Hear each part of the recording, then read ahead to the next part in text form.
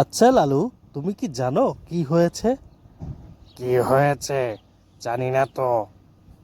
ওই যে কালুর মতো, এই যে কালুর মতো একটা লোক, হ্যাঁ, ছাগল খেতে গেছে, দইরা ইচ্ছা রকম আশ্রাইছে। সেটা মারা গেল কিনা সেটা আমি বুঝতে পারলাম না ভিডিওটি দেখা। হ্যাঁ, ঠিক কালুর মতোই।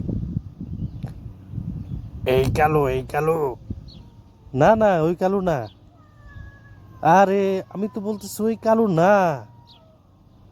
না, এই কালোই মনে হয়। আরে না, ওই কালু না। ওর উপরে খেপতেছো কেন? কালুর মতো লোক। আরে না, এই কালোই বদমাইশ আছে, অনেকটাই বদমাইশ। আরে না, এই কালু না।